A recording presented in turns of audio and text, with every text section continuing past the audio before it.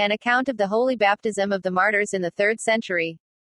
Summary of baptism in this century. We do not find it stated by a single authentic author, as has been shown, that during the first 2 centuries anyone departed from the foundation of Christ's true order of baptism, that is, from baptism upon faith, by changing this, the true baptism, into a vain or infant baptism, but it appears that in the 3rd century there were men who not only originated, but also put it in practice and administered the same, yet it was adopted only in a few places. It would not be out of order to give a two-fold account of this matter, in the first place, by whom, how, and in what manner baptism was then practiced in the true Church of God, in the second place, by whom, how, and in what manner, infant baptism originated and was observed by some, at that time. But since it is not our purpose here to refute this error, but simply to show how true baptism, as instituted by Christ, and practiced by the holy apostles, has been observed, taught and preached from century to century, and how the Church of God blossomed in that faith, as a rose amidst thorns, therefore we will pass by this question, since it does not properly belong here. However, we shall speak of it in a separate place, but proceed now in our account. About the year 204, this is the time in which, it is stated, the celebrated Tertullian flourished, who, seeing that baptism was administered to the catechumens, learners too soon, inasmuch as some began to baptize them while they were yet children, wrote, in order to prevent this, as follows: it is more expedient to defer baptism, according to the condition, circumstances, and age of each particular individual, than to precipitate it. Again, it is true, the Lord says, forbid them not to come unto me. Let them come, then, when they increase in years, let them come, when they learn and are taught whereto they come, that they may become Christians, when they can know Christ. Why hasten ye the innocent youths to the forgiveness of sins? We should exercise more prudence in temporal matters, than to entrust with divine things those to whom we do not entrust earthly, that they may know to desire salvation, in order that it may appear that it was given to him, who desired it. This manner of baptizing he mentions in another place, stating at the same time, how this baptism was administered by him and his own people. He says, when we go to the water, and first begin with baptism, we confess there, even as we did before in the church, under the hand of the overseer, that we renounce the devil with all his adherents and angels, after which we are dipped 3 times, which answers more than the Lord has laid down. He gives, to the candidates for baptism this instruction: those who are to be baptized, must supplicate with much praying, fasting, bending of knee, and watching, confessing all their former sins, so that they may show forth John's baptism. They were baptized, says he, confessing their sins. Matthew 3:6. Then he shows what baptism is, and what it signifies, from which we can clearly see that at least in his estimation infant baptism was not authorized. Contra Montanum, page 44, where Tertullian writes thus: well, then, ye who would inquire more fully into the matter of your salvation, take a view of the apostolic churches, in which the chairs of the apostles are still occupied by their successors, and where their own authentic epistles are still read, sounding their voices, and calling up their very forms. If Achaia is near you, there is Corinth. Are you not far from Macedonia? There is Philippi, and there Thessalonica. Can you come into Asia? There is Ephesus. But are you near Italy? There is Rome. Let us see, what she, namely the church there, has said, what she has taught, and in what she has agreed with the African churches. She recognizes one God, the Creator of all things, and Christ Jesus from the Virgin Mary, the Son of God the Creator, and the resurrection of the flesh. She unites the law and the prophets with the evangelical and apostolical writings, and therefrom drinks this faith, which she seals with water, clothes with the Holy Ghost, feeds with the Lord's Supper, and confirms by martyrdom, and receives no one contrary to this institution. Thus far, Tertullian. To this we say, it is indeed true, that he here speaks against the errors of Valentinus, Marcion, and the like, but since this occasions him to say, that all the churches which he mentions, especially the one at Rome, in which the apostolic doctrine was still sounded at that time, sealed the faith, which he opposes to said errors, with water, and that they received no one contrary to this institution, any one can clearly see, that all the above-named churches administered baptism at that time to adults, who could drink that faith from the apostolical writings, and not this only, but could also partake of it by the use of the Eucharist, and confirm it by martyrdom, which are things that children cannot do. Ergo. Tertullian's views concerning different other matters, according to the account of P. J. Twisck. Tertullian, says Twisk, exhorts Christian women, in a book written to his wife, not to enter into marriage relations with the heathen, saying that it is impossible for them to live long in peace and friendship. He says, what must the heathen husband think, when he sees, or hears it said that his wife kisses on the cheek the first Christian whom she happens to meet? In a book on patience, when speaking of the apostates and of withdrawing from them, he says that patience governs all manner of salutary doctrines, and remarks, what wonder then, that it also served to repentance to those who are wont to come to the help of the apostate, whether it be man or wife, when separated one from another, nevertheless by such things as are lawful, to be led to maintain their widow or widowerhood. It is patience that waits for repentance, hopes for it and exhorts to it those who would yet at some time attain to salvation. How great the benefit it confers upon both, the one it preserves from adultery, the other it reforms. Tertullian says among other things, the emperors would have believed in Christ, if the world had not prevented them, for they could not become Christians, because they had to serve the world, and carry on war. A.D. 251, it is recorded at this time, Virion, Marcellinus, and Justin, learned men, in the reign of Emperor Decius, conferred with one another about matters concerning the Christians, and were well pleased with this holy religion, and hearing that Christian believers were baptized, they sent for a elder called Justin, and asked him to baptize them.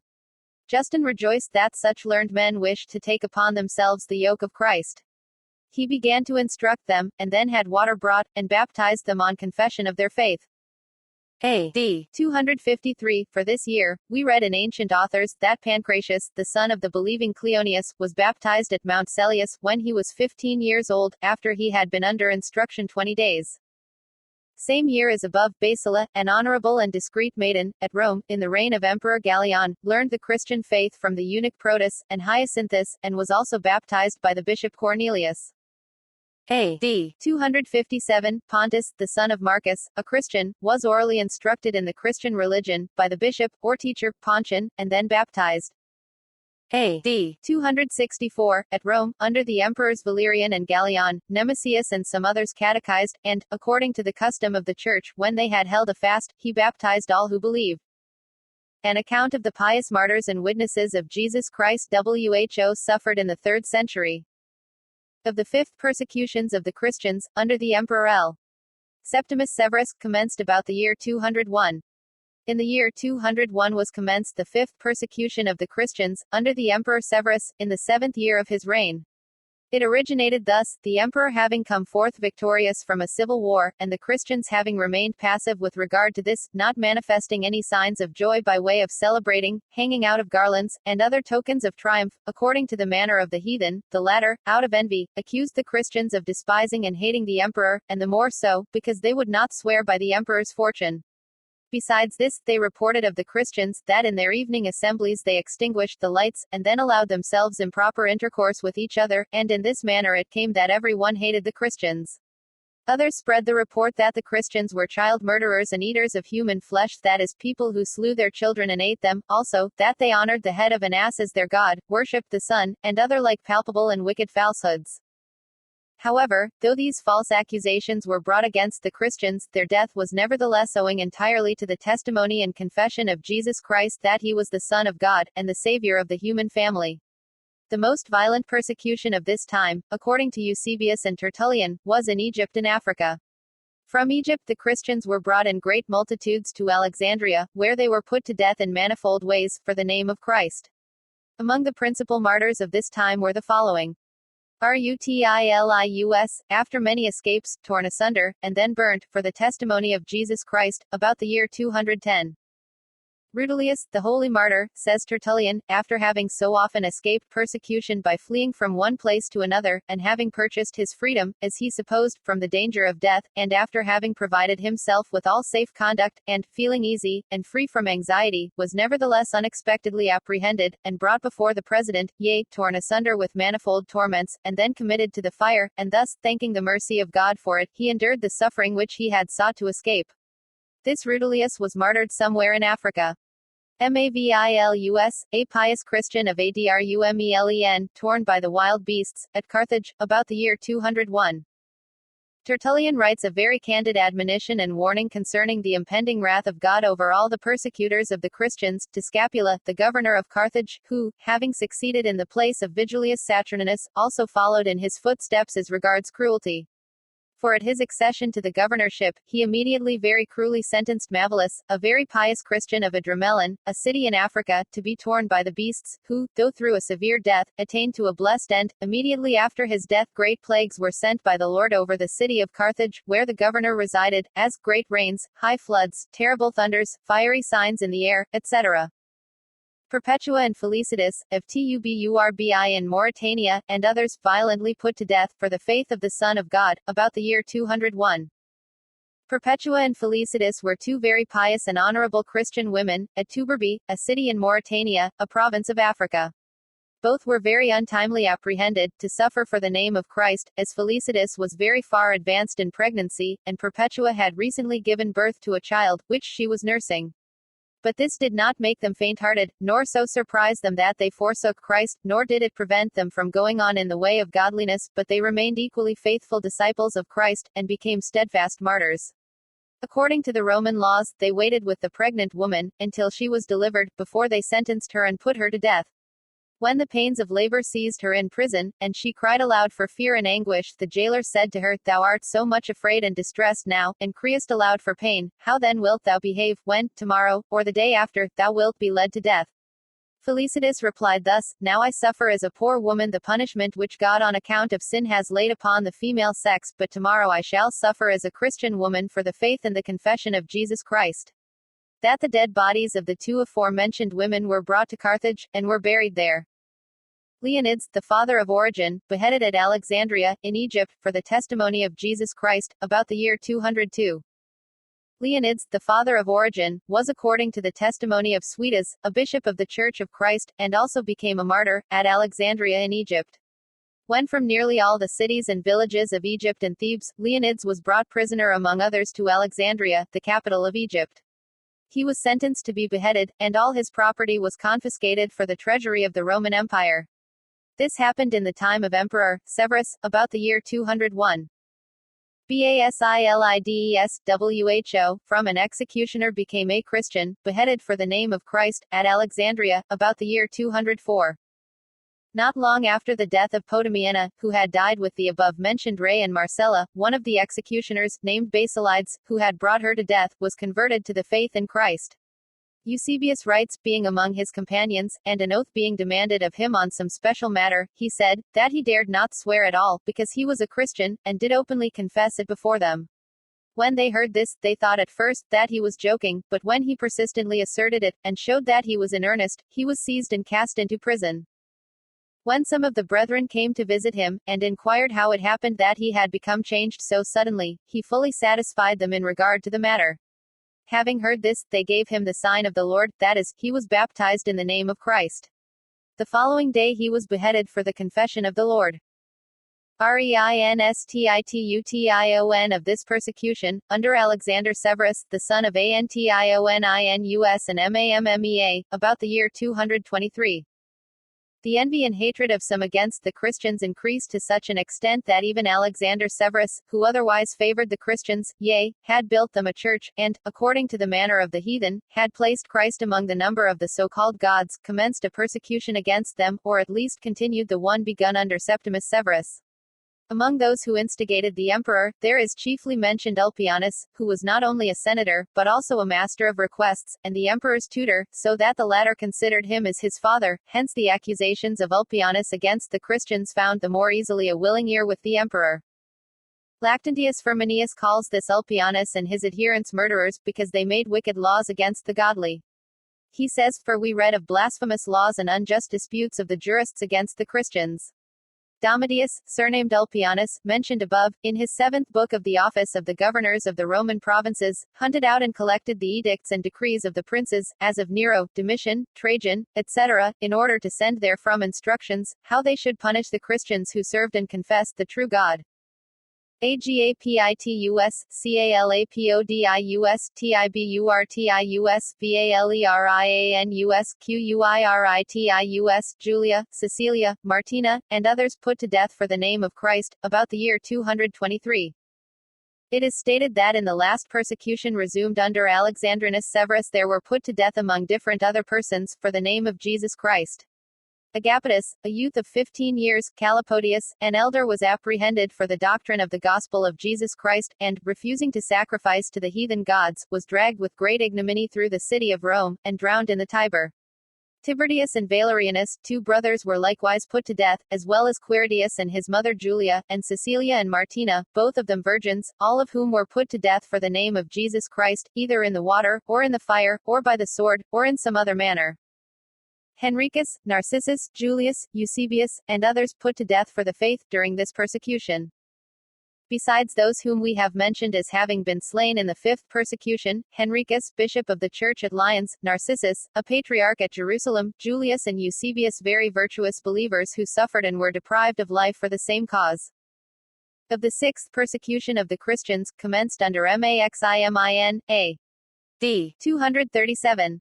The sixth persecution of the Christians arose under the Emperor Maximin, a naturally cruel man, and was directed against persons of respectability, as well as against the Christians, but especially against the ministers of the word. Fortunately for the Christians, this persecution was brief, since he reigned but 2 years, and as he was a violent enemy of the ministers of the church, the persecution commenced on them. Several thousand persons burned in their meeting places, on different occasions, by the command of Maximin, about the year 237. A cruel and iniquitous deed perpetrated by Emperor Maximin on the Christians. The author says, the Christians were assembled in their churches or meeting places, praising their Savior, when the emperor sent forth his soldiers, and had all the churches or meeting places locked up, and then wood placed around them and set on fire, in order to burn all the Christians within. But before the wood was ignited, he caused it to be proclaimed, that whoever would come out and sacrifice to the god Jupiter, should be secure of his life, and, moreover, be rewarded by the emperor.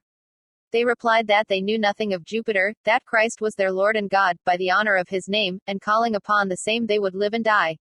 It is to be regarded as a special miracle, that among so many thousand Christians there was not found one who desired to go out, in order to save his life by denying Christ, for all remained together with one accord, singing, and praising Christ, as long as the smoke and vapor permitted them to use their tongues. Alexander of Jerusalem, after many torments, put to death for the testimony of Jesus Christ, at Jerusalem, and others at different places, A.D. 247. Alexander of Jerusalem, who was a bishop of the Church of Christ in that place, had to suffer much for the Christian truth. For confessing Christ he was brought before the judge, bound with chains, and cast into prison.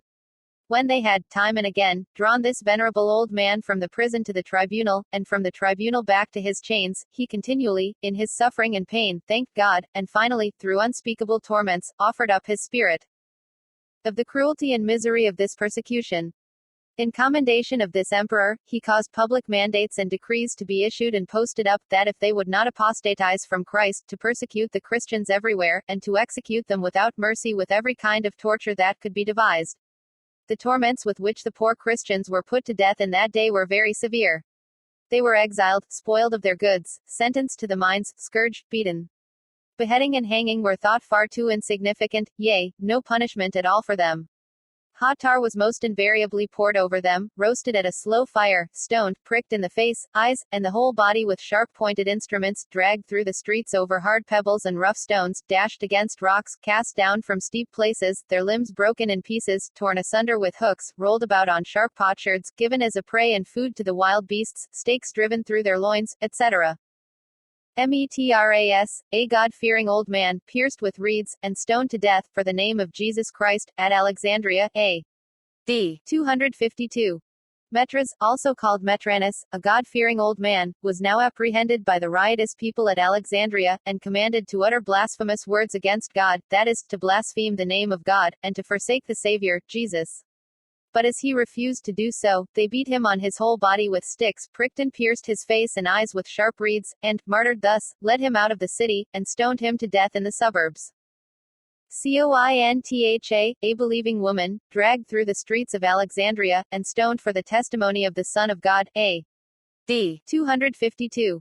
Afterwards, an honorable believing woman, called Cointha, or, as others call her, Quinta, was seized and brought into a temple of idols, and placed before these, in order to compel her to worship them. But when she recoiled with abhorrence from the idols, they tied her feet together, and dragged her through all the streets of the city of Alexandria, beat her with rods, and as some writers have recorded, rubbed her naked body against millstones.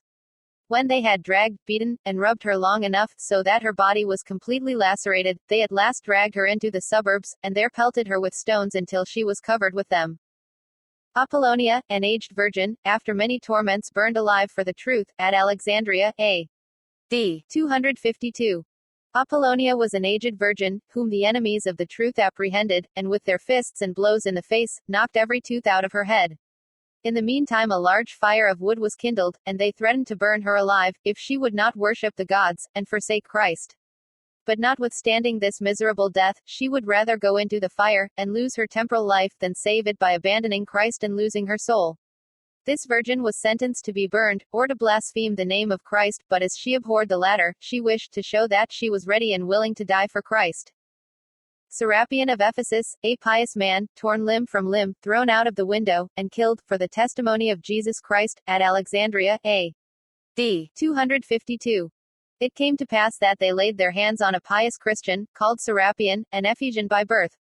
They dragged him out of his house, tore him almost limb from limb, and finally threw him out of a window, in consequence of which, after many torments, and having commended his soul to God, he tasted death, and thus was counted among the number of the steadfast and blessed martyrs. Julian, an old man, with his friend Eunus, led about seated on camels, severely scourged, and finally burned alive, at Alexandria, about A.D. 253. There was at this time and place also an old man, who, on account of great pain caused by gout, could not walk but had to be carried. His name was Julian, and the ancients greeted him as a very venerable man, on account of his virtue. In pursuance of the imperial decree published against the Christians, he was brought by two carriers before the judge, to give an account of his faith. Forthwith one of those who had carried him, fearing the severe examination, or the rack, apostatized from the faith, but the other, called Eunice, continued very constant in the faith, together with the old man Julian, who was his dear friend, hence both made a grand confession of it, notwithstanding their many severe torments. Both were then seated naked upon camels, and led about the whole city of Alexandria, which is very large, scourged with many severe stripes, and finally brought before a great, high flaming fire, into which both were cast, and burned alive, in the sight of a great multitude of people that stood about. Makar, Epimachus, and Alexander, after many torments, burned alive, at Alexandria, about the year 253. There was yet another pious Christian, called Makar, or Macarius, a native of Libya, whom the judge advised with many words, to forsake Christ, but he continued only the more steadfastly to confess his faith. Finally the judge commanded that he should be burned alive, which was done. Epimachus and Alexander did not remain prisoners very long after Makar's death, but, after suffering much pain, having been cut and slashed with razors, lacerated with scourges, and wounded on the most sensitive parts of their bodies, they were finally burned alive with flaming fire.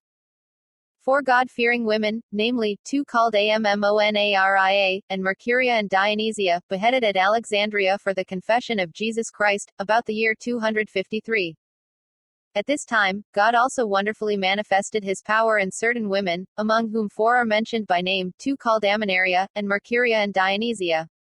The last named two were aged women, one of them being the mother of many children, all of whom she nevertheless had forsaken, for Christ's sake. The other two, as it appears, were unmarried persons or young maidens. Of all these it is stated that they remained so steadfast in the confession of Jesus Christ, that the judge felt ashamed on this account, and, in order to put an end to the matter, had them beheaded. Heron, Ater, and Isidore, burned for the faith, and Dioscorus, a youth of 15 years set free after having been greatly tormented, at Alexandria, about the year 253. Heron, Ater, and Isidore, Egyptians by birth, and a youth of 15 years, called Dioscorus, were committed to the judge of Alexandria, at the same time.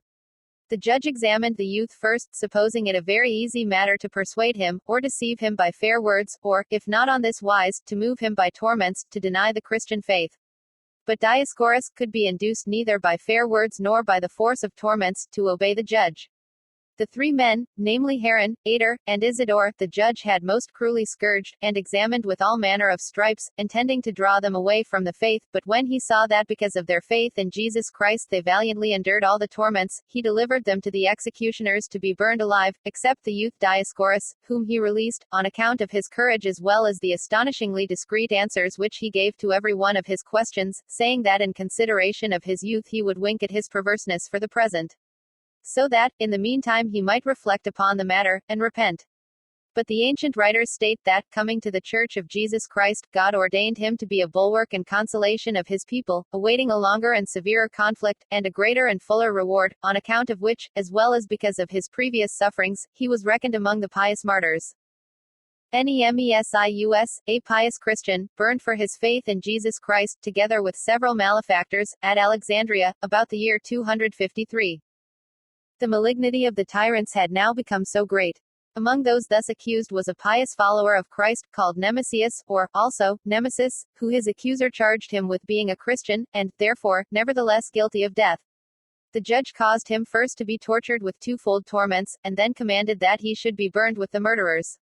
In regard to this, the judge made this martyr like unto his Lord Christ, and, according to his example, had him placed between highwaymen, and then burned alive. Babylas, bishop of the church at Antioch, and 3 youths, Urban, Philidian, and Epolionius, beheaded at Antioch, for the name of Jesus Christ, about the year 254. Babylas, bishop of the church of Antioch, the capital of Syria, was a very godly and faithful shepherd of the flock of Christ. Touching the cause of his imprisonment, the ancients have briefly described it thus, namely, that the Emperor Decius came to one of the congregations of the Christians, and requested to be admitted, but that the shepherd of that congregation or church, namely Babylas, in order to spare the congregations, opposed him boldly, saying, that it was not lawful for him thus audaciously to enter the house of the living God, and to view the mysteries of the Lord with his polluted eyes, or to touch them with his murderous hands still covered with blood. The emperor, unable to bear this, had Babylas, together with several others, seized, bound with chains, and placed in severe confinement. Those who were apprehended with him, and were finally put to death, were, as appears from the records, 3 young men, brothers, and were called, Urban, Philidian, and Epolionius. When the hour of his departure began to draw near, that he was to be offered, and his disciples or other good friends came to visit him in prison, he earnestly asked, as a last request of them, to bury him with his fetters, chains, and bonds. Concerning his death, Bishop Babylas fell asleep in the Lord, in prison, at Antioch, after having made his confession, in all things like Alexander. But as all the other fathers who have written of Babylas speak of him as a martyr, they also state that he was executed with the sword. The records of his death, faithfully collected by Suidas and others from the most ancient writers, read thus: when Babylas was sentenced by the Emperor Decius to be beheaded, together with the aforementioned 3 young men, he sang the comforting words of the 116th Psalm, on his way to the place of execution, return unto thy rest, O my soul, for the Lord hath dealt bountifully with thee. He hath delivered my soul from death, mine eyes from tears, and my feet from falling. I will walk before the Lord in the land of the living. When Babylas and the 3 young men had arrived at the place where they were to be beheaded, Babylas begged that they would first put to death before his eyes the 3 youths, so that they might not be deterred or discouraged by his death from dying for the name of Christ. While the executioners were busy executing the children, he prayed to the Lord, saying, Here am I, Lord, and the children whom thou hast given me. And thus he encouraged the children, steadfastly to suffer for the Lord. After this, Babylas also fell asleep very peacefully in the Lord, having commended his soul into the hands of the Lord, to bring it to the eternal rest of which he had spoken immediately before his death. The mother of these children, and the brethren of the church of Antioch buried the dead bodies of these martyrs in a decent manner, together with the chains and fetters with which Babylas had been bound during his life. Thus, this good father and his dear children took an honorable departure from this world together on the same day, and are awaiting now the blessed hope and the revelation of the great God, and their Savior, Jesus Christ, for whose honor and glory they suffered these things. Pionius, bishop of the church at Smyrna, nailed to a piece of wood and burned alive, in the city of Smyrna, for the testimony of Jesus Christ, A.D. 254. Mention is made in this time of a certain pious Christian, called Pionius, a man greatly noted on account of his remarkable virtue, who always stood fearlessly before the judges, and steadfastly replied to all their questions, yea, taught and disputed in the court, so that those who wavered on account of the persecution, were thereby strengthened and encouraged. While in prison, he strengthened the brethren, and encouraged them, to fight steadfastly even unto the end, in the faith, for the Lord, in which he preceded them as a good leader. He was finally nailed on a piece of wood, and cast into a flaming fire, and thus died a blessed death. Further particulars concerning the death of Pionius, according to the accounts given by different authors.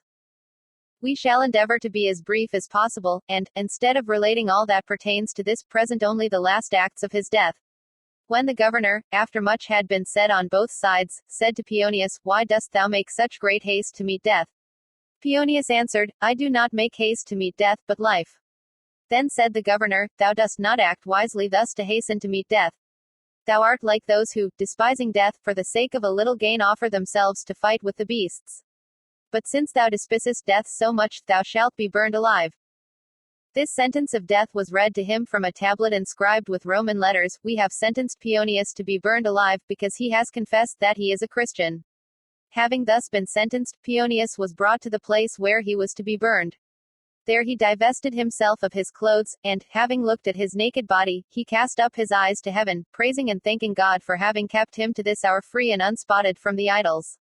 With this, he voluntarily went and lay down on the firewood, stretched himself over it, and delivered himself to the soldiers, to be nailed to the wood. When he was fastened to the wood, the servant said to him, Be converted and alter your views, and we shall remove the nails. Peonius answered, I feel that they are in already. And reflecting a little, he said to God, Therefore, O Lord, do I hasten to death, that I may rise the sooner, or the more glorious. Having been nailed on the cross, he was raised up with his face towards the east. When a great heap of wood had been collected with which to burn him, he closed his eyes for some time, so that the people thought that he had already died. However, he prayed secretly in his heart, for when he had finished his prayer, he opened his eyes, and all at once the flame shot up to a great height, just as with a glad countenance he uttered the last word of his trust, saying, Amen, O Lord, receive my soul, and calmly and without manifesting the least sign of pain, he gave his spirit over into the hands of God.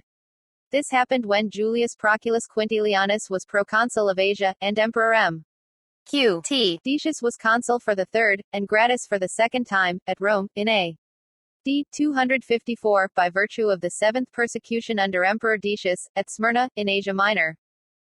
Maximus, a pious Christian, after many torments stoned to death, at Ephesus, about the year 255. It is stated that shortly after the death of Peonius and the preceding martyrs, there suffered a certain pious Christian, called Maximus, a citizen of Ephesus. Maximus, a citizen of Ephesus, having been apprehended and brought before Optimus, the proconsul of Asia, the latter asked him, What is thy name? He answered, My name is Maximus. The proconsul asked, What is thy estate? Which meant, whether he was free-born, or a servant. Maximus said, I belong to myself, and am free-born. Nevertheless, I am a servant of Christ, and manage my own affairs. The proconsul said, Art thou a Christian? Maximus replied, Notwithstanding I am a sinner, I am nevertheless a servant of Christ. The proconsul questioned, Knowest thou not the decrees of the invincible princes, which have now been brought hither? Maximus asked back, What are they? The proconsul answered, That all the Christians are to forsake their superstitions, acknowledge the only true prince, to whose power all things are subject, and worship his gods. Maximus said, Yea, I have heard the unjust decree of this prince or emperor, and hence have come, openly to declare myself against it. The proconsul spoke, Then sacrifice to the gods. Maximus said, I sacrifice to none, except to God, and I rejoice that from my childhood's days I have offered myself only to God. The proconsul again said, Sacrifice, lest I cause thee to be tormented in divers manners. Maximus said, This is just what I have always longed for, to be deprived of this temporal and frail life, and thereby attain life eternal. The proconsul then commanded his soldiers to beat Maximus with sticks. While he was being beaten, the proconsul said to him, Sacrifice, Maximus, that you may be released from these torments. Maximus said, These torments, which I gladly and willingly receive for the name of my Lord Jesus Christ, are no torments at all, but if I apostatize from Christ, I must expect the real and everlasting torments. The proconsul therefore had him suspended on the torture stake, and dreadfully tormented, and said to him, See, now, where thou hast come to by thy folly, sacrifice, therefore, that thou mayest save thy life. Maximus replied, If I sacrifice not, I shall save my life, but if I do, I shall lose it. For neither thy sticks, hooks, claws, pincers, nor thy fire hurt me, nor do I feel any pain through it, because the grace of Christ abides in me. Then the proconsul pronounced the sentence of death, which was as follows, I command, that Maximus be stoned to death, as an example and terror to other Christians, because he would not submit to the laws, and sacrifice to the great Diana of Ephesus. Thus far extend the words which the clerk of the court himself wrote. The Christian who copied these records, adds the following, and presently this faithful champion of Christ was taken away by the servants of Satan, brought without the city walls, and stoned. While he was being led away, and stoned, he thanked God with all his heart, who had made him worthy to overcome the devil in the conflict, and thus committed his soul into the hands of his Lord Jesus Christ. Thus this pious witness of Jesus laid down his life amidst a volley of stones, for the honor of his Savior, and thus was registered among the holy and steadfast martyrs. Of the eighth persecution of the Christians, under Valerian and his son Galen, which commenced about the year 259. Valerian was acknowledged emperor, who, together with his son Galen, began to reign about the year 255, but the persecution, according to the testimony of different authors, did not begin until the year 259. The martyrdoms were manifold. They were cast before wild beasts, they were beaten, wounded, executed with the sword, burned, torn limb from limb, rent asunder, pinched with red-hot tongs, red-hot nails were driven in their fingers and nerves. Some were hung up by their arms, and heavy weights tied to their feet, and thus were torn asunder gradually and with great pain. Others, whose wounded bodies had been smeared over with honey, were placed naked on the earth in the hot sun, to be tormented and stung to death by flies, bees, and other insects.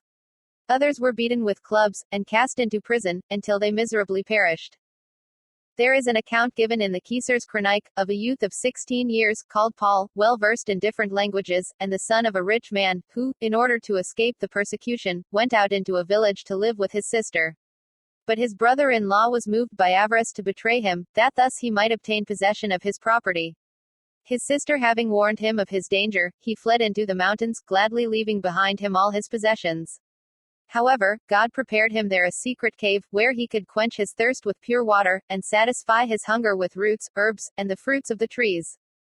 Dionysius, bishop of the church at Alexandria, with two of his fellow believers, Gaius and Peter, after much suffering, exiled into a desert place of Libya, 3 days' journey from Paraetonium, for the testimony of Jesus Christ, about the year 260.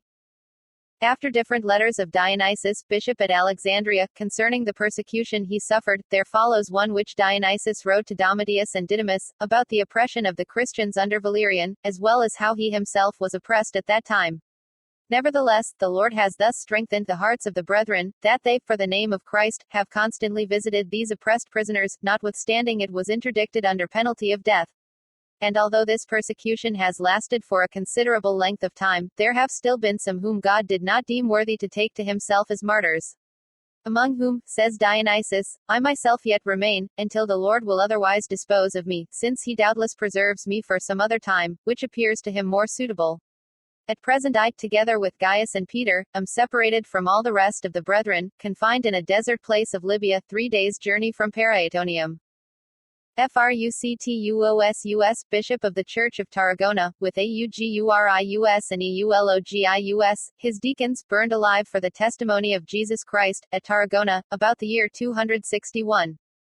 It is stated that at this time, Fructuosus, Bishop of the Church of Tarragona in Spain, and Agorius and Eulogius, his deacons, were apprehended at the command of Emilian, the proconsul, and held in prison 6 days, before they were brought before the tribunal of the proconsul. When they were standing before the judgment seat, Emilian commanded them to kneel before the altars, and worship the gods standing thereon, and sacrifice to them, saying to Fructuosus, I understand that thou art a teacher of a new devised religion, and that thou incitest giddy young women, no longer to go to the groves, where the gods are worshipped, yea, to forsake Jupiter himself. Go on, then, despising our religion, but know thou, that the Emperor Galen has, with his own lips, issued a decree by which he binds all his subjects, to serve the same gods which the prince, that is, the emperor, serves or honors. Thereupon Bishop Fructuosus answered, I worship the eternal prince, who has created the days and the gods, and is Lord even over the Emperor Galen, and Christ, who is begotten of the eternal Father himself, whose servant, and the shepherd of whose flock I am. The proconsul derisively said, Yea, who hast been it till now, but thou art so no longer. With this, he sentenced Fructuosus and his 2 deacons, Augurius and Eulogius, to be burned alive. These faithful martyrs, having received the sentence of death, for the name of Christ, rejoiced in their impending martyrdom, and when they saw the people weep, as they were led to death, they forbade them to weep. When some offered Fructuosus a drink on the way, that he might refresh his heart, he refused it, according to the example of Christ. When they arrived in the arena, where the executioner had been ordered to build a great fire in which to burn these pious martyrs, a dispute proceeding, however, from heartfelt love, arose among the faithful Christians, as to who should first untie the latchets of the shoes of the bishop, their beloved shepherd and teacher. But Fructuosus would not permit it, saying, I shall untie them myself from my feet, so that I can go unhindered into the fire. And perceiving that they wept, he said, Why weep ye? And why do you ask me to remember you? I shall pray for all of Christ's people. Standing with his bare feet by the fire, he said to all the people, "Believe me. What you see before your eyes is no punishment, it passes away in a moment of time, and does not take away life, but restores it. O happy souls, who through this temporal ascend into heaven unto God, and who on the last day, shall be saved from everlasting fire." All at once they hastened towards the fire, which indeed burned off in a moment the bands with which their hands had been fastened on their backs, thus freeing these, but their bodies remained intact in this great heat, so that with outstretched hands they prayed God to suffer the flames speedily to deliver them from the agony of death. Their prayer having been heard, they, leaving their frail bodies here as pledges, committed their souls unto God, and the 3 martyrs fell calmly asleep in the Lord, from whom, on the day of judgment, they will receive, in reward of their faithful services and steadfast testimonies, the martyr's crown, and white robes in token of their victory. Marinus, of noble descent, but preferring the gospel to the sword, beheaded at Jerusalem for the testimony of Jesus Christ, about the year 262. In the ancient records an account is given of Marinus, a citizen of Jerusalem, of noble descent, who, although he belonged to the nobility, entertained a sincere affection for the true Christians, who at that time were oppressed beyond measure. On this account his enviers, who were jealous of the honor of his nobility, severely accused and charged him with being a Christian, which he also confessed, when he was brought before the judge, yea, he declared with a loud and clear voice, that he was certainly a Christian. The judge then gave him 3 hours respite to consider, whether he would die as a Christian, or whether he would sacrifice to the gods and the emperor. As he went away from the tribunal, Theotechnes, the bishop of the church in that city, took him by the hand, and led him to the meeting, in the meeting place, strengthened him with many words in the faith, and, placing before him the sword which he was wont to carry at his side, and also the gospel book, he asked him which of the 2 he would choose. When Marinus, with a firm faith, stretched forth his hand for the gospel, choosing it instead of the sword, Theotechnes said to him, "O my son, I keep that which thou hast chosen, and, despising this present life, hope for the eternal. Depart in good confidence, and receive the crown which the Lord has prepared for thee." Marinus accordingly returned to the tribunal, and was forthwith called by the Lord's servant, for the appointed time had come. He did not delay or wait until he was asked, but said of his own accord, that he had considered the matter, and that it was established by the law of the fathers, that God must be obeyed rather than men. When Marinus had answered thus, the judge immediately gave sentence that he should be beheaded. 3 pious peasants, Priscus, Malchus, and Alexander, who sought heavenly crowns, torn by the wild beasts, at Caesarea, in Palestine, about the year 263. In this persecution under Valerian there were 3 very noted and God-fearing martyrs at Caesarea, in Palestine, who nevertheless were but simple peasants, the first called Priscus, the second Malchus, the third Alexander. They lived near the suburbs of Caesarea, a divine zeal for the faith was kindled within them, and they accused each other of slothfulness, since heavenly crowns of martyrdom were distributed, or at least offered, in the city, and they were so little inclined to ask for them, notwithstanding our Lord and Savior had said that the kingdom of heaven must be taken by violence, and therefore it did not become them to remain so earthly and slothful. Having exhorted one another with such words, they went into the city, and addressed and reproved that cruel tyrant, the criminal judge, demanding of him, why he shed so much Christian blood. The tyrant instantly replied saying, "They shall be thrown before wild beasts, to be torn by them, who do not like to see the blood of the Christians shed, which, it is stated, was done to them." A. Melanus, writing in defense of the aforementioned 3 peasants, against those who would pronounce them too bold, says after other remarks, "Who are you that judge your brethren? How do you know of what spirit they were? No one has courage of himself, but it is the gift of God, not only to believe in Christ, but also to suffer for his name, hence, neither is of ourselves. They also did not seek their own honor, but to magnify the name of Christ by their death, to which, no doubt, they were impelled by divine zeal, since their zeal was not without knowledge, but proceeded from the power of faith, whereby they were prepared through the divine Spirit to proclaim the honor of God through their death, for this was their sole object."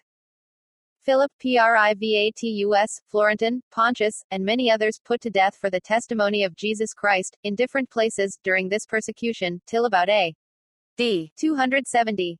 Besides the 300 Christians whom P.J. Twisk places in the year 264, as having been burned in a limekiln, because they would not throw incense on the coals, for a sacrifice in honor of Jupiter. Several names are mentioned, as Philip, bishop of the church at Alexandria, who was put to death with the sword in this persecution, for the testimony of Jesus Christ. Also, Florentin and Pontius, pious men, are stated to have been put to death in France, for the name of the Lord, together with others, who are also mentioned. Of the 9th persecution of the Christians, under Aurelian, commenced about A.D. 273. concerning the cruelty and bloodthirstiness of the Emperor Aurelian against the Christians, and how he was prevented therein by God. P.J. Twisk writes, Emperor Aurelian commenced the 9th persecution against the Christians. He was by nature inclined to tyranny, and was a furious bloodhound, as Eutropius writes, so that he did not hesitate to kill his sister's son, and finally, through the atrocity of his own wicked nature, and evil counsel suggested to him, he became an enemy and persecutor of the Christians. He sent letters to the governors of the Roman country, that they should vex the Christians, but when he was about actually to carry the persecution into effect, he could not sign the decrees which were to be issued against the Christians, because God smote him, so that his hand was paralyzed. Through divine judgment he was terrified by thunder, lightning, and fire darts, at the time that he was constantly meditating how he might slay and exterminate the Christians, and shortly after was himself killed by his notary. Privatus, Bishop of the Church of Jesus Christ at Gvauldan, beaten to death with sticks for the true faith, about A.D. 274. When Chorus, the king of the Germans, in the time of Valerian and Aurelian, yea, up to the time of Probus, devastated France, he found among other martyrs who dwelt separated from men in deserts and mountains, a certain pious man, called Privatus, bishop of the church at Gvaudan. This man, sojourning in the mountains, fasting and praying, was taken prisoner by the Germans, and because he, as behooves a good shepherd, would not deliver his lambs into the claws of the wolves, by himself sacrificing to Satan, which he would in no wise do, he was beaten with sticks by them for a very long time, till they left him life or dead, in consequence of which treatment he also died a few days after. This happened, as some have supposed, under Valerian and Galen, but in reality, under Aurelian. Mamas, a shepherd, thrust through with a 3-pronged spear, for the testimony of Jesus Christ, at Caesarea in Cappadocia, about A.D. 274. Mamas, a shepherd, who pastured his sheep upon the mountains and in the wildernesses of Cappadocia, lived very poorly, without a hut, dwelling under the blue heavens, and subsisting on the milk and cheese of his flock, as Basilius testifies. Nazianzenus adds, that the hinds also suffered themselves to be milked by him daily, and that he was thus fed by them. Basilius says, that from the course of the heavenly bodies he learned to know the wonderful works of God, his Creator, and thus his eternal power and wisdom. However, the accounts written concerning him state that he had the word of God with him in the desert, and that he read in it daily. The proconsul called him a sorcerer or conjurer, because the wild animals of the wilderness so tamely submitted to him. Mamas answered, I am a servant of Christ, and know nothing about sorcery, but would rather live among the wild animals, than among you, for they feel the power of their Creator in and through me, but ye will not know God. I cannot sufficiently wonder that you, who have attained to gray hairs, are still in such gross darkness of ignorance, as to forsake the true and living God, and give divine honor to deaf and dumb idols. When he was requested to say at least with his lips, that he would sacrifice to the gods, so, as to escape punishment, Mamas replied, I shall never, either with my lips, or with my heart, deny the true God and King, Jesus Christ. So far am I from seeking to escape suffering for the name of Christ, that I, on the contrary, consider it the highest honor, the greatest gain, and the utmost benefit, which you can confer upon me. Upon this confession, the proconsul had him placed on the rack, cruelly scourged, tormented with pincers, burnt on his sides with lamps and torches, and tortured in various other ways. But seeing that in all these and other torments he remained steadfast, he finally had him thrust through with a 3-pronged spear, and thus Mamas became a faithful martyr for his Savior, under Emperor Aurelian, at Caesarea in Cappadocia. Symphorian, a pious Christian, beheaded for the name of the Lord Jesus, at Augustodunum, now called Autum, about A.D. 275. It is stated that at this time, as the heathen at Augustodunum, now called Autumn, in Burgundy, on a feast day of the goddess Cybele, whom they called the Mother of the Gods, carried around her image on a wagon, in procession, a certain pious Christian, called Symphorianus, met this image, and refused to worship it, in consequence of which he was apprehended as an impious person, or despiser of the gods, and brought before Heraclius, the proconsul, who, in that city, exercised the strictest vigilance over the Christians. When he stood before the judgment seat, the proconsul asked him for his name. Symphorian replied that he was a Christian by religion, was born of Christian parents, and had received the name Symphorian. The judge said, Why didst thou not honor the Mother of the Gods, or worship her image? Symphorian answered, Because, I am a Christian, and call only upon the living God, who reigns in heaven. But as to the image of Satan I not only do not worship it but, if you will let me, I will break it in pieces with a hammer. The judge said, "This man is not only sacrilegious at heart, but also obstinate and a rebel, but perhaps he knows nothing of the ordinances or decrees of the emperor." Let the officer, therefore, read to him the decrees of the emperors. The decrees having been read to him, Symphorian said, "I shall notwithstanding never confess that this image is anything but a worthless idol of Satan, by which he persuades men that he is a god, while it is an evident demonstration of their eternal destruction for all those who put their trust in it." Upon this confession, the judge caused him to be scourged and cast into prison, to keep him for some other day. Some time after, he had him brought again before his judgment seat, and addressed him with kind words, saying, "Symphorian, sacrifice to the gods, that thou mayest be promoted to the highest honor and state at court. If not, I call the gods to witness that I am compelled this day, after various tortures, to sentence thee to death." Symphorian answered, "What matters it, if we deliver up this life to Christ, since, by reason of debt, in any event we must pay it to him. Your gifts and presents are mingled with the sweetness of the adulterated honey, with which you poison the minds of the unbelieving. But our treasure and riches are ever in Christ, our Lord, alone, and do not perish through age or length of time, whereas your desire is insatiable, and you possess nothing, even though you have everything in abundance. The joy and mirth which you enjoy in this world, is like fine glass, which, if placed in the radiance and heat of the sun, cracks and breaks in two, but God alone is our supreme happiness." After Symphorian had said these and like things before the judge, Heraclius, the proconsul, pronounced sentence of death upon him, saying, "Symphorian, having openly been found guilty of death, because he hath blasphemed against the holy altars, shall be executed with the sword." When this godly confessor was led to death, to be offered up to Christ, his mother called down to him from the wall of the city this comforting admonition, "Symphorian, my son, remember the living God, let thy heart be steadfast and valiant. We can surely not fear death, which beyond doubt leads us into the true life. Lift up thy heart to heaven, my son, and behold him who reigns in heaven. Today thy life will not be taken from thee, but be changed into a better one. If thou remainest steadfast today, thou shalt make a happy exchange, leaving this earthly house, thou shalt go to dwell in the tabernacle not made with hands." Symphorian, having been thus strengthened by his mother, was taken out of the city, and beheaded there, having commended his soul into the hands of God, in the time of Emperor Aurelian, and Heraclius, the proconsul, at Autumn in Burgundy. His dead body was buried by certain Christians. Several years after the death of the preceding martyrs, a.D. 284, Diocletian attained to the reign of the Roman Empire, and shortly afterwards issued his first edict against the Christians, which was followed by a second in 302, called the 10th persecution of the Christians. Before the 10th general and severe persecution of the Christians began, a.D. 302, many Christians were put to death in different places, and throughout this whole period, by virtue of the first edict of Diocletian. Of these we shall present a few, and then, with the beginning of the next century, proceed to the 10th and severest persecution.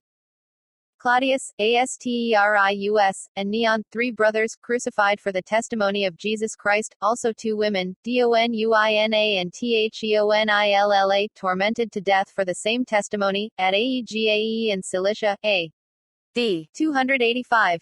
It is stated that in the second year of the reign of Emperor Diocletian, 3 pious Christians, spiritual as well as natural brothers, called Claudius, Asterius, and Neon, were accused to the judge of the city of Aegae, in Cilicia, of being Christians, by their stepmother, who, as it seems, was a heathen woman. 2 God-fearing Christian women, named Donuina and Theonilla, were also accused with them. They were all imprisoned till the arrival of Lysias, the proconsul, who, on his tour through the provinces of Cilicia, also came to Aegaea, and there held criminal court against the Christians. How Claudius was examined first. Claudius being first brought before his judgment seat, Lysias asked him for his name, and admonished him, not thus rashly to throw away the bloom of his youth, but to sacrifice to the gods, and thus obey the command of the emperor, that he might escape the ready penalty. Claudius answered, "Our God does not need these sacrifices, he has more pleasure in works of love and mercy towards our fellow men, and in holiness of life, but your gods are unclean evil spirits, and delight in such sacrifices, by which they bring eternal punishment upon those who offer them. You shall therefore never be able to persuade me to honor them." Lysias said, "Bind him, and scourge him with rods, for there is no other way to tame his folly." Claudius said, "By these severe tortures thou shalt not harm me, but wilt bring down upon thyself eternal punishment." Lysias said, "Our lords, the emperors, have commanded that the Christians shall sacrifice to the gods. It is their will, that the disobedient be punished, while to them who obey their commandment they promise honor and office." Claudius replied, these gifts and benefits endure but a short time, but the confession of Christ imparts eternal glory. Lysias commanded that they should suspend him on the torture stake, put fire under his feet, and cut off pieces from his heels. Claudius said, they who fear God with all their hearts cannot be overcome either by fire or by other torments, for they know that even these things are serviceable to them unto eternal life. Lysias commanded, let him be tormented with pincers, scraped or cut with potsherds, and burned with torches. Claudius said, I say nevertheless, that thou doest all this for Satan, and that it conduces to my welfare, but tends to thy eternal perdition. Yea, thy fire and all these torments promote my salvation. Such is our condition, that those who thus suffer for the name of Christ, obtain eternal life. Lysias then commanded, desist from him, lead him back into prison, and bring forth another. Asterius examined. When Asterius, the second brother, stood before the proconsul, Lysias said, obey me, Asterius. Sacrifice to the gods, and thus escape punishment. Asterius answered, I shall not do it, for I worship the only true God, who has created heaven and earth, and who shall come to judge the quick and the dead. Lysias said, throw him on the rack, tear his flesh from his sides with pincers, and say to him, believe now at least, and sacrifice to the gods. Asterius replied, I am a brother of him who was tormented just now, and we hold the same confession of faith in Christ. Do what thou mayest, my body is in thy power, but not my soul. Lysias commanded, bind him hand and foot, stretch him out, and torture him, take the pincers, throw hot coals under his feet, scourge him with rods and thongs. Asterius said to the proconsul, thou doest foolishly, since thou art preparing, not for me, but for thyself, much severer torments. Do thy best, for aught I care. I can stand it, if not one member of my body remains untormented. Lysias said, loose him, and keep him in custody with the other, and let the third one be brought forth. This was done. Neon examined. When Neon stood before the judgment seat, Lysias said to him, son, listen to me, and sacrifice to the gods, so that thou needst not suffer all this. Neon said, there are no gods, neither have they any power. You worship idols, but I honor the God of heaven. Lysias said, take him by the throat and let the crier announce to him, to desist blaspheming the gods. Neon answered, he that speaks does not blaspheme the truth. Lysias commanded, stretch him out on the rack, put coals under him, beat and cut him. Neon said, I know what is needful for me. Whatever, then, is profitable to my soul, that shall I do, but I cannot be moved from my faith. Lysias having gone within to the other members of the tribunal, and having drawn the cover over the court, determined with them upon the sentence of death for the three brothers. When he came out, he read from a tablet their sentence, which was as follows: 3ws, Claudius, Asterius, and Neon, brothers, who are Christians, who blaspheme the gods, and refuse to sacrifice, shall be crucified before the forum, and their bodies be given to the birds of heaven as food, to be devoured by them, and this shall be executed by Eulalius, the jailer, and Archelaus, the executioner. However, before they were led forth to death, they were taken back to prison. Then Eulalius, the jailer, brought out Donuina, one of the women imprisoned, to whom Lysias, the proconsul, said, see, woman, this fire and these torments are ready for you.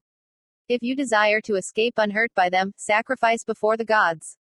Donuina replied, I shall not do it, lest I fall into the everlasting pains of hell. I serve God and his anointed Christ, who has created heaven and earth, and all that is therein. Your gods are of wood and stone, and are made by human hands. Donuina examined on the rack. Lysias said, strip her stark naked, stretch her, and lacerate all her members with rods. While they were beating her she died. Then said Archelaus, the executioner, to the proconsul, Your Highness, Donuina has died. Lysias commanded, let her dead body be thrown into the river. Eulalius, the jailer, then said, Here is Theanilla. Lysias said to her, Woman, thou hast seen what punishment they who were disobedient have suffered, and how they have been tormented. Honor the gods, therefore, and sacrifice, so that thou mayest be delivered from these punishments. Theanilla answered, I fear him who has power to cast both soul and body into the fire of hell, and who will burn with it all those who depart from God, and give honor to Satan. Lysias said, Smite her on the cheeks, throw her down, bind her feet, and torment her greatly. Theanilla answered, Does it seem to thee to be right and proper, thus to maltreat a well-born woman? Thou knowest that thou canst not conceal from God what thou doest to me. Lysias commanded, Hang her up by the braids of her hair, and smite her on the cheeks. Theanilla severely examined on the rack. Having been stripped naked, Theanilla said, Art thou not ashamed to uncover my nakedness, seeing that through me, thou putst to like shame thy mother and thy wife, who are also women? Lysias asked whether she had a husband, or whether she was a widow. Theonilla replied, I have been a widow now for over 23 years, and have remained thus single, in order to more zealously serve God with fasting, watching and praying, which God I did not know until after I had renounced the world and the idols. Lysias commanded them, in order to disgrace her the more, to shave the hair from her head, put bundles of thorns around her body, and stretch her out between 4 stakes, then, to beat her over her whole body, and put hot coals upon her, that she might be consumed. When Eulalius, the jailer, and Archelaus, the executioner, had done all this, death ensued, and they said to Lysias, Sir, she is dead now. Lysias commanded that her dead body should be sewed up in a leathern bag, and thrown into the water, which was done. Thus did these holy martyrs suffer, under Lysias, the proconsul of Cilicia, in Aegae, on the 23rd of August, in the 2nd year of Diocletian, when he was burgomaster with Aristobulus, A.D. 285. These acts have for the most part been taken from the records of the clerk of the criminal court of the city of Aegae, and were gathered by the ancient Christians. These court documents were called Acta Proconsularia. Zenobius and his sister Zenobia, beheaded after many torments, for the testimony of Jesus Christ, at Aegae in Cilicia, A.D. 285. Not long afterwards, under the same emperor and proconsul, and in the same year, Zenobius, bishop of the church of Aegae in Cilicia, and his sister, were apprehended, and when there were held out to him on the one hand, great wealth, honor, and position, if, in accordance with the command of the emperor, he would serve the gods, but on the other hand, manifold torments, Zenobius answered, I love Jesus Christ more than all the riches and honor of this world. Death and the torments with which you threaten me, I do not consider a disadvantage, but my greatest gain. Having received this answer from the martyr, Lysias caused him to be suspended on the rack, and inhumanly tormented on his whole body. While the executioners were busy with Zenobius, his sister Zenobia, having learned of it, came running, crying with a loud voice, Thou tyrant, what villainy has my brother committed, that thou dost thus cruelly torment him? Having thus addressed Lysias, and set at naught his entreating as well as his threatening words, she, too, was seized by the servants, stripped naked, and stretched out, and roasted beside her brother on a red-hot iron bed, or roasting pan. The tyrant, deriding the martyrs, said, Now let Christ come and help you, seeing you suffer these torments for him. Zenobius replied, See, he is already with us, and cools, with his heavenly dew the flames of fire on our bodies, though thou, surrounded as thou art with the thick darkness of wickedness, canst not perceive it on us. Lysias, almost beside himself, commanded that they should be put naked into boiling cauldrons. But seeing that the boiling water did not injure them, or at least, that they could not thereby be made to apostatize, he had them taken out of the city and beheaded. Their dead bodies were buried by Caius and Hermogenes in the nearest cave. This happened A.D. 285, on the 30th day of October, in the city of Aegae in Cilicia. Tharacus, Probus, and Andronicus, 3 pious Christians, first very dreadfully tormented, then thrown before the wild beasts, and finally thrust through, for the faith of the Son of God, at Tarsus in Cilicia, A.D. 290. At Tarsus in Cilicia, the birthplace of the Apostle Paul, there were imprisoned, A.D. 293 pious Christians, namely, Tharacus, Probus, and Andronicus, who, having been brought to prison, before the tribunal, and to the rack, and having suffered beyond measure for the name of the Lord and the faith in Jesus Christ, were finally put to death, presenting to the reader the judicial proceedings, as we have found them in ancient authors. When Diocletian was emperor for the 4th, and Maximian for the 3rd time, Tharacus, Probus, and Andronicus were brought by the captain Demetrius before Maximus, the president, at Pompeiapolis. First examination of Tharacus. Maximus first asked Tharacus his name, because the latter was the oldest. Tharacus answered, I am a Christian. Maximus said, Be silent about this ungodly name, and tell me your name. Tharacus again replied, I am a Christian. Maximus said to his beetles, Break his jaws, and tell him not to answer me thus any more. Tharacus responded, I have told thee my best name, but if thou desires to know how my parents called me, my name is Tharacus, and when I followed war, I was called Victor. The president asked him, Of what nation art thou, Tharacus? He answered, Of the noble nation of the Romans, and was born at Claudianopolis, a city in Syria, but being a Christian the first have abandoned war. The proconsul said, Thou art not worthy of the pay, but how didst thou leave the service? Tharacus replied, I asked Publius, our general, for permission, and he discharged me. The president said, Have regard for thy age, then, for I desire thee, too, to be one of those who obey the commands of our lords, the emperors, so that thou mayest be promoted by me to great honors. Come hither, therefore, and sacrifice to our gods, for the princes themselves, who are the monarchs of the whole world, honor the gods. Tharacus answered, They err grossly, however, they are seduced by Satan. The president said, smite him on the cheek, because he has said that the emperor's heir. Thracias replied, yes, I have said it, and say it still, that they as men are liable to err. The president said, sacrifice to our gods, and forsake thy folly. Thracias answered, I serve my God, and sacrifice to him, not with blood, but with a pure heart, for these sacrifices, namely such as are stained with blood, are unnecessary.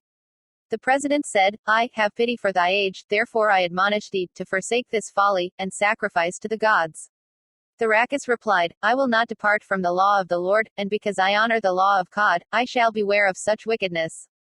The president said, is there, then, another law besides this, thou wicked wretch? Thracias answered, your law commands to worship wood, stone, and the work of man. Thracias put to the rack. The proconsul or president then said to his hangman, smite him on the neck, and tell him not to speak such folly. While they were beating Thracias, he said, I shall by no means abandon this confession, which saves me. The proconsul said, I shall make thee forsake this folly, and be more prudent. Thracias answered, do what thou wilt, thou hast full power over my body. Maximus, the proconsul, said to his servants, strip him, and scourge him with rods.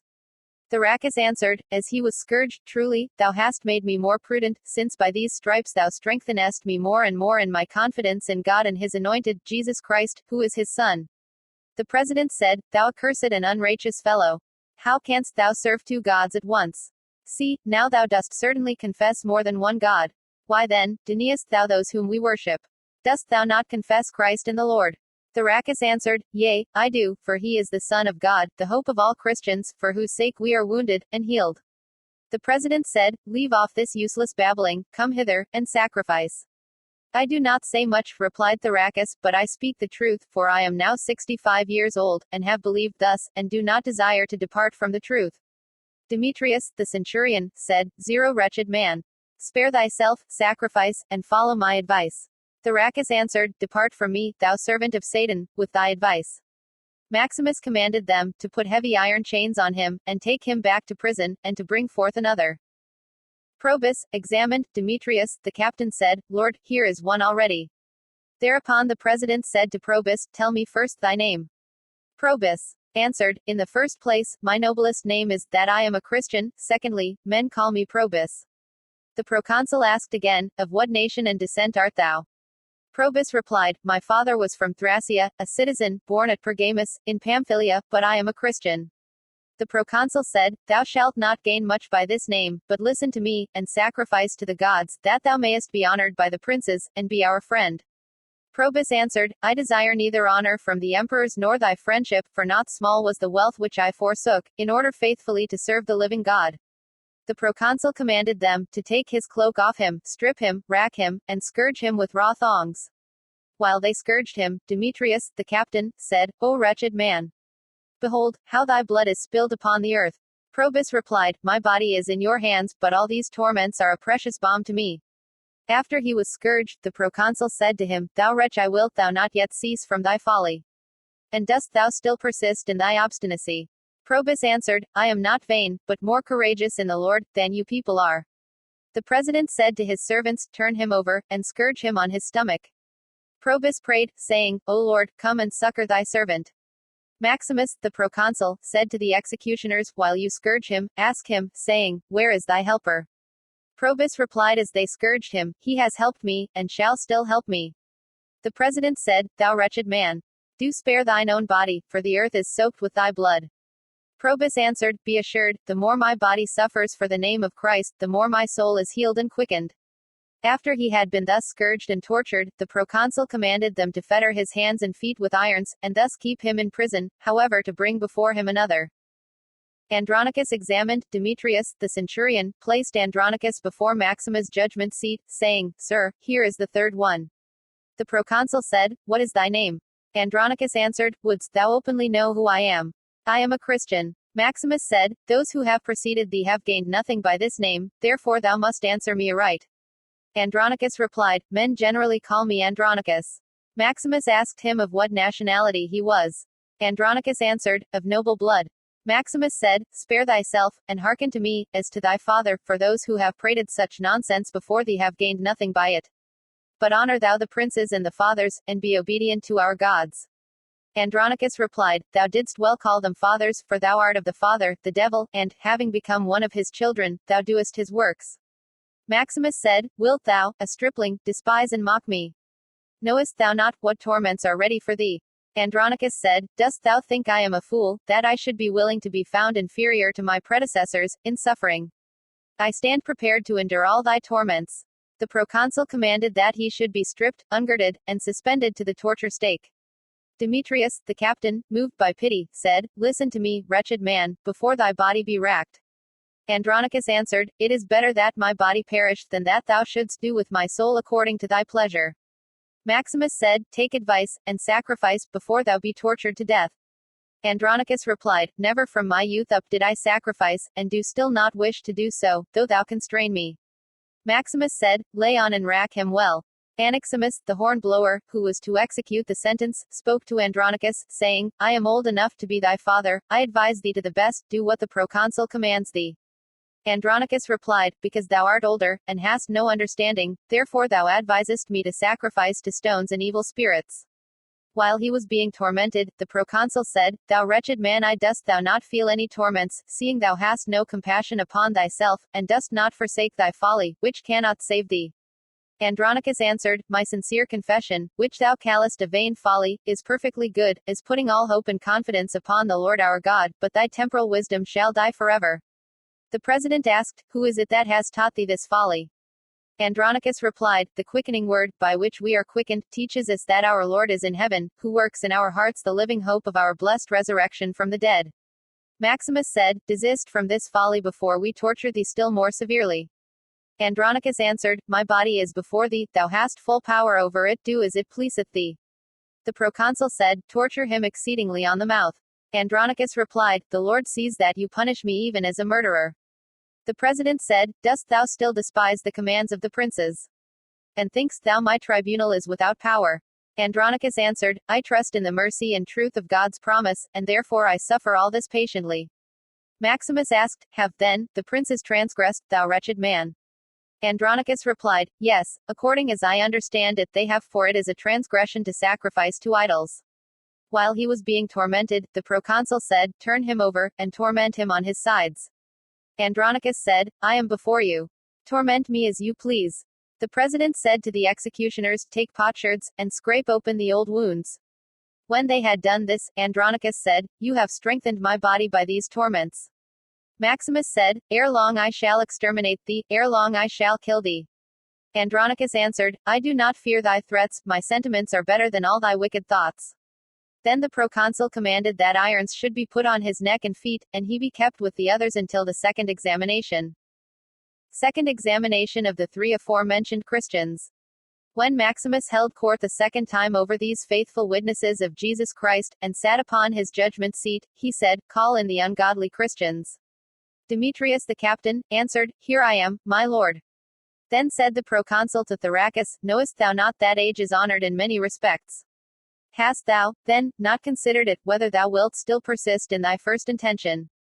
Yea, advise with thyself, and sacrifice to the gods, for the prosperity of the princes, that thou mayest attain to honor. Thraccus answered, If the princes and others who are of the same opinion with you, knew what there is in this honor, they themselves would turn away from the blindness of their vain conversation. Thraccus put on the rack the second time, the proconsul said to his beetles, Strike him on the mouth with stones, and say to him, Desist from thy folly. Thraccus answered, If I did not exercise more care for my salvation than you people do, I would be as foolish as you are. The president said to him, See, they have knocked thy teeth out, do have compassion upon thyself. Thraccus replied, Do not imagine this, for though thou shouldest cause every one of my members to be crushed, I could still remain strong and steadfast in him who strengthens me. The president said, Believe me, it is better for thee, that thou sacrifice. Thraccus answered, If I knew that it were better for me, I would not wait for this advice from thee. When Thraccus ceased to speak, the proconsul said to his hangman, Smite him on the mouth and make him speak. Thraccus replied, My cheeks are knocked to pieces, how can I answer any longer? Maximus said, And wilt thou, madman, not yet consent to worship, and sacrifice to the gods? Thraccus answered, Although thou hast deprived me of my voice, so that I cannot cry aloud, thou shalt nevertheless not injure my soul, but thou hast in this hour greatly strengthened me in my opinion. Maximus said to his servants, Bring fire. stretch out his hands, and put fire on them. Thracias replied, I do not fear thy temporal fire, but I would have to fear eternal fire, if I should obey thee. When the glowing fire was laid upon his hands, the president said, See, the fire is consuming thy hands, desist, therefore, from thy folly and sacrifice to the gods. Thracias answered, Thou speakst to me, as though because of thy cruelty I had already yielded to thy wish, however, but through the grace of God I am, in all my sufferings, as strong as ever. The proconsul said, Tie his feet together, and hang him up by his heels, and make a thick smoke under his face. Thracias replied, I neither regard thy fire, nor do I fear thy smoke. When he was hung up, Maximus said to him, There shalt thou hang, until thou consentest to sacrifice to the gods.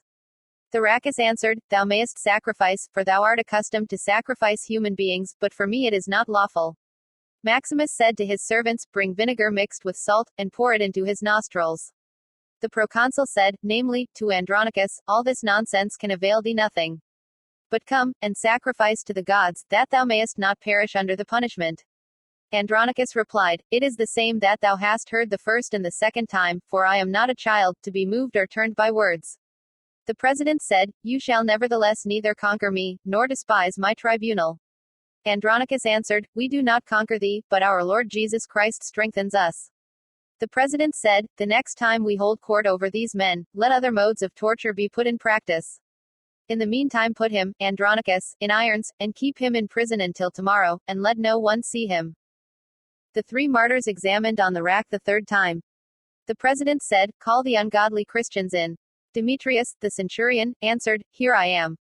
Thracias brought forth first. When he had brought forth Thracias, the proconsul said, Dost thou still despise imprisonment, bonds, punishments, and tortures? Follow my advice, O Thracias, and abandon this confession, which profits thee nothing. Rather sacrifice to the gods, by whom all things exist. Thracias answered, Woe shall come upon them. Thou thinkst that the world is governed by them, whereas they are destined for eternal fire, and not they only, but all those also who serve them. The president said, And dost thou not yet desist, thou impious blasphemer, or thinkst thou not that for thy rash words I should cause thee to be instantly beheaded? Thracias replied, Then I would not die a lingering death, but a short one. But let me have a long conflict, that in the meantime my faith in the Lord may grow and increase. The president said, Thou and thy fellow prisoners must die according to the laws. Thracias answered, What thou sayest is an evidence of thy ignorance, for those who do evil die justly, but we who know of no evil, that is, who have committed nothing worthy of death before men, but suffer for the Lord, expect with confident hope the heavenly reward from the Lord. The proconsul said, Thou accursed miscreant! What reward have ye to expect, seeing you die for your wickedness?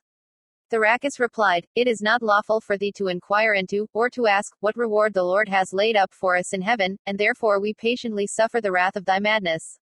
The president said, Direst thou thus address me, thou accursed one, as though thou wert mine equal?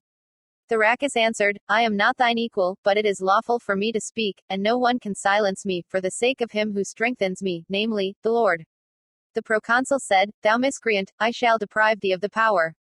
Thracias answered, No one can take away the power from me, neither thou, nor your princes, nor Satan, the father of you all.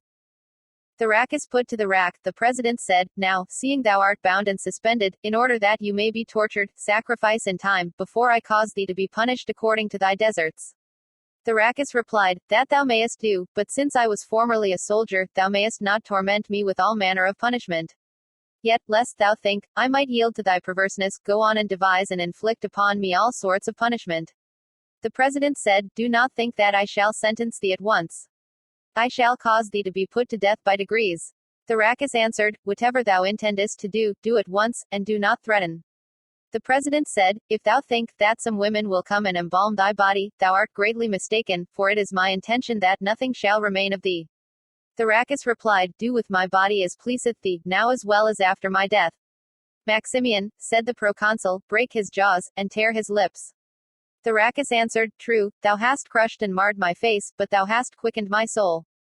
The president said, Thou wretched man! Desist from thy vain thoughts, and sacrifice, that thou mayest be delivered from these pangs.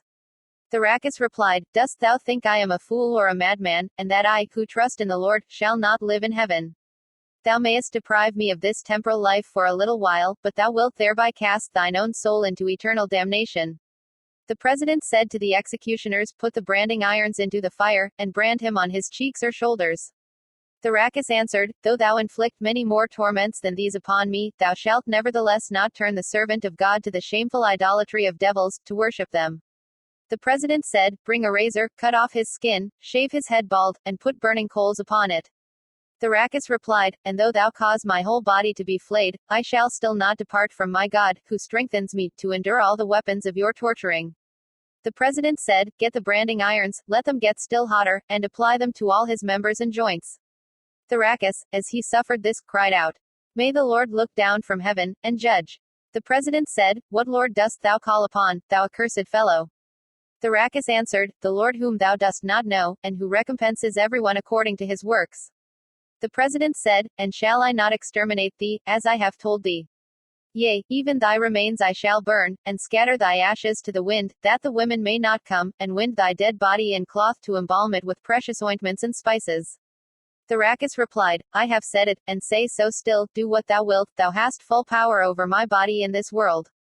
The president said, Put him back into prison, and keep him until the next time for the wild beasts. Let another be brought before the tribunal. Probus brought forward. Demetrius, the captain, said to the proconsul, Sir, here he is already, namely, Probus. The president said to Probus, Advise with thyself, Probus, that thou mayest not fall again into the same punishment, for others, who on thy account have persisted in their obstinacy have rued it. Sacrifice now, therefore, that thou mayest be honored by us and the gods. Probus answered, We are all of one mind, serving God with one heart and soul. Think not, therefore, that thou wilt hear anything different from us, for thou hast ere this heard and seen enough to convince thee that thou canst not turn us. Here I stand before thee the third time, and do not yet regard thy threats. What dost thou wait for, then? The president said, Ye have conspired together to deny the gods. Bind him, and hang him up by his heels. Probus replied, Dost thou not yet cease to fight for Satan? Maximus said, Believe me, before thou be tortured, have compassion upon thine own body. See, what dreadful torments are being prepared for thee. Probus answered, All that thou mayest do unto me, shall conduce to the comfort of my soul, therefore, do what thou wilt. The president said, Heat the branding irons red hot, and apply them to his sides, so that he may desist from his folly.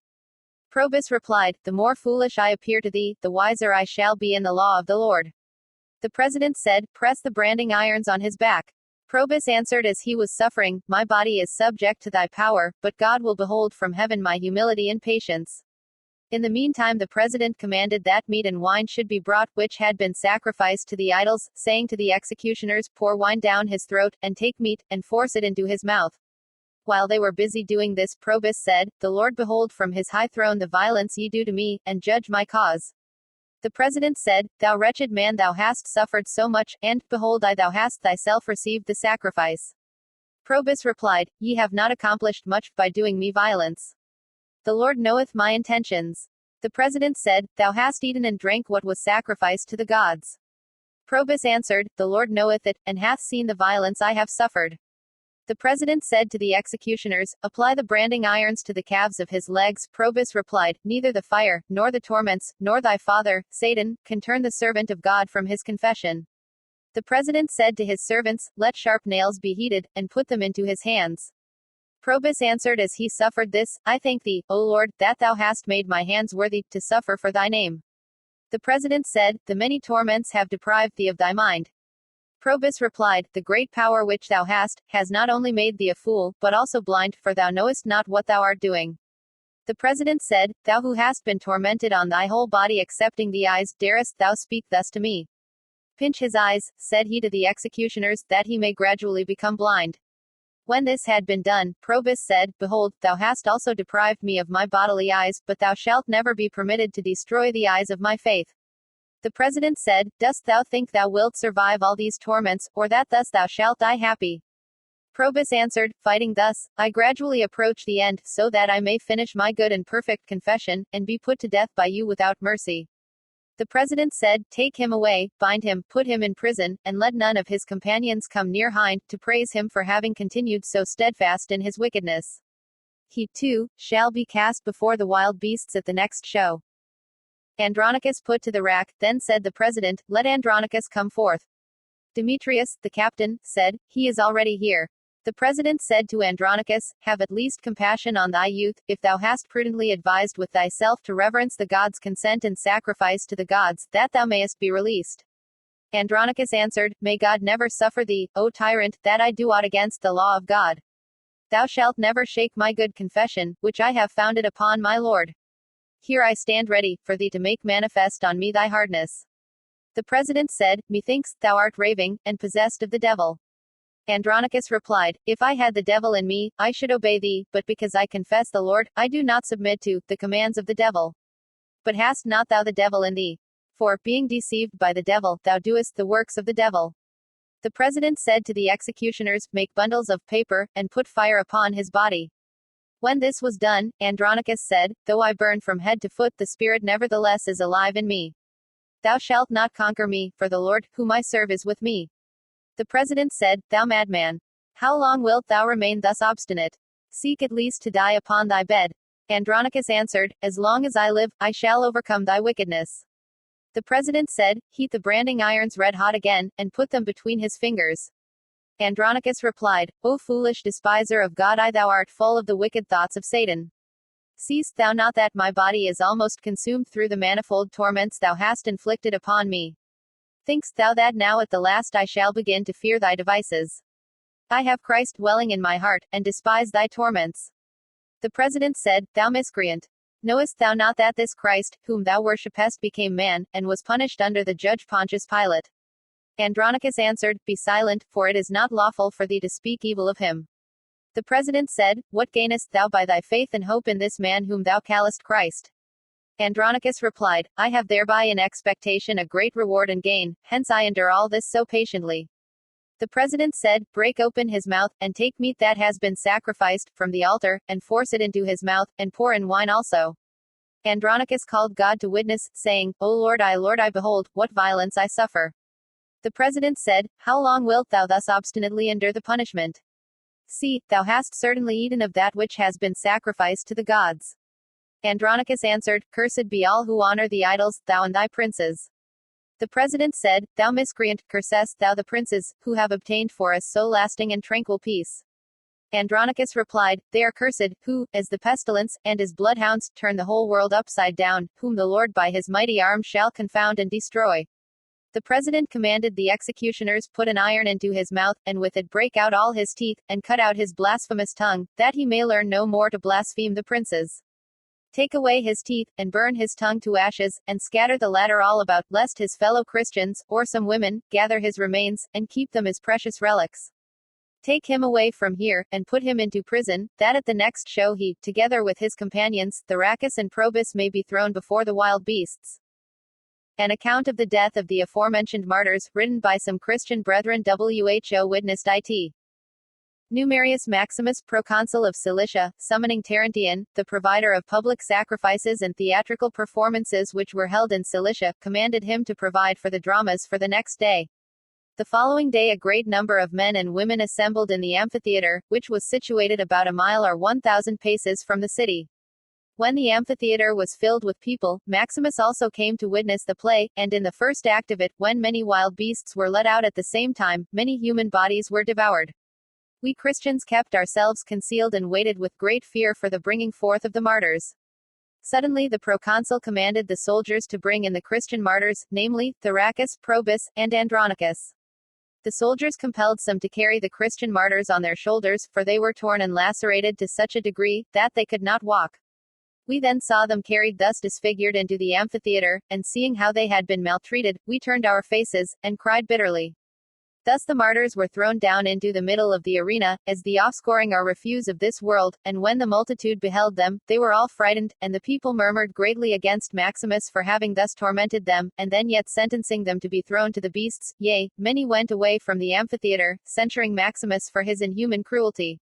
When Maximus saw this, he commanded the soldiers who stood near him, to note those who murmured against him, and were leaving, so that he might afterwards examine them in regard to it. In the meantime he commanded that the wild beasts should be let out, to rend the martyrs. In order to avoid prolixity, we shall sum up what follows here in the aforementioned account of the Christian brethren. In these words, the wild beasts were let out, especially a frightful bear, and then a lioness, both of which indeed, by roaring terribly, made a dreadful noise, so that also the spectators were frightened by it, but they did not harm the martyrs, much less terror devour them. The proconsul in his rage commanded the spearmen to thrust the bear through. The lioness, however, on account of the fear of the people, was let out by a back door, which was broken in pieces. Then Maximus ordered Terentian to let in the gladiators, who should first kill the Christians, and then fight with each other for life. These, when they came in, first thrust through the martyrs, which happened on the 11th day of October, A.D. 290, at Tarsus in Cilicia. When the drama was over, and the proconsul was about to go home, he left 10 soldiers in the amphitheater, charging them to mingle the dead bodies of the martyrs with those of the heathen gladiators, that the Christians might not be able to distinguish them. However, it is stated in the above account that the Christians removed their dead bodies, and buried them in a cave in a rock. In regard to this, A. Melanus, who has referred to it, has the following remark: they who did this, also wrote the conclusion of this history, hence we have not the least reason to doubt the veracity of this account of the proceedings against the martyrs.